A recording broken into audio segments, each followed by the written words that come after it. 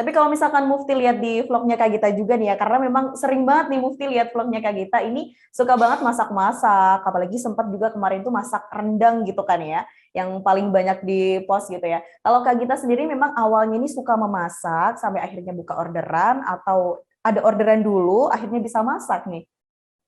Kalau awalnya aku nggak bisa masak di Jakarta itu, aku dulu besar di Jakarta ya, sebelum aku pindah ke Belanda aku memang udah di Jakarta udah ya hampir seluruh hidup aku di Jakarta. Oke. Eee, di sana kan gampang banget, bisa Mm, GoFood, mm, bisa bahkan sebelum ada GoFood pun bisa minta tolong orang, bisa mm, delivery restorannya, istilahnya mm, gampang lah ya gitu.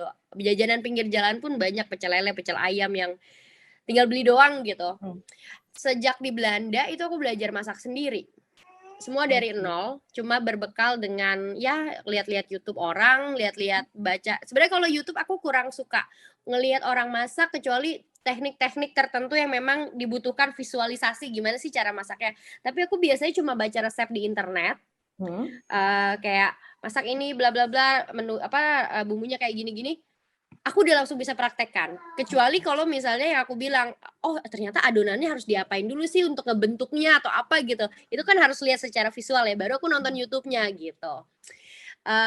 Terus akhirnya masak sendiri karena restoran Indonesia di sini mahal banget, terus juga Mm. rasanya belum tentu sesuai selera kita. Yang aku dulu suka banget yang pedes, gurih. Di sini ternyata orang lebih ke asin, manis kayak gitu-gitu. Jadi memang sudah dikombinasikan dengan lidah Belanda kalau restoran sini. Jadi awalnya kayak gitu. Oke. Barulah Mm. berkembang, buka orderan cuma 1-2 porsi, lama-lama jadi banyak, jadi 5, 10, terus lama-lama jadi puluhan kilo karena uh, mungkin kalau yang dilihat di video baru video tahun kemarin yang rendang yang booming ya, tapi sebenarnya aku udah melakukan itu dari ya hampir 4 tahun yang lalu gitu. Dimulai semuanya merintis dari 4 tahun lalu sampai sekarang gitu. Oke, jadi memang awalnya sudah sekitar 4 tahun gitu ya Kak Gita. Iya, Dan kalau misalkan kemarin dulu nih, waktu pertama kali buka orderan, siapa sih yang pesan waktu itu Kak Gita? orang Belanda dulu, Orang tetangga Belanda. aku orang Belanda. Jadi Hmm, mungkin bisa dibilang 70% hmm, langganan aku tuh orang Belanda, 30%-nya orang Indonesia setelah hmm, videonya masuk di YouTube dan hmm, banyak ditonton orang di YouTube.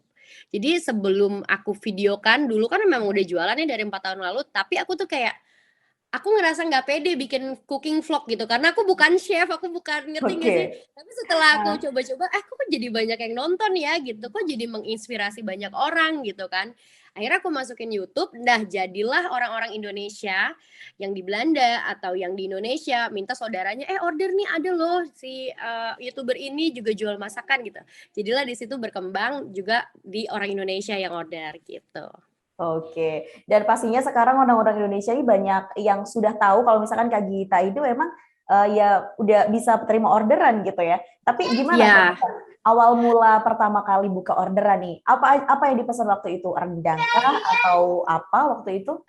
Iya, kalau dulu dari awal pertama kali kan bukan orderan yang besar-besar seperti rendang puluhan kilo ya. Aku tuh jualan nasi rames, Hmm, lontong sayur, soto. hmm, Jadi aku selalu jual makanan yang memang sudah familiar di lidah orang Belanda.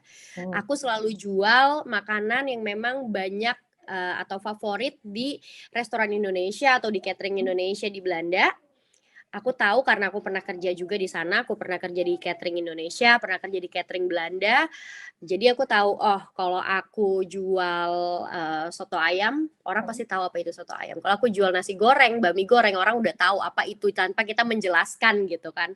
So aku udah memang siapkan menu-menu yang memang sudah favoritnya orang Belanda. Aku masak dengan bumbu aku sendiri. Ketika mereka order, itu mereka bilang, kok rasanya beda ya? Ya, aku bilang ini yang originalnya. Aku Oke. bikin seoriginal mungkin yang aku bisa bikin dengan bumbu-bumbu di Belanda gitu. Jadi mereka ketagihan karena rasanya memang beda dari apa yang mereka suka beli di catering atau di restoran Indonesia gitu. Dan dengan harga yang lebih murah pastinya. Terima kasih sudah nonton. Jangan lupa like, subscribe, dan share ya.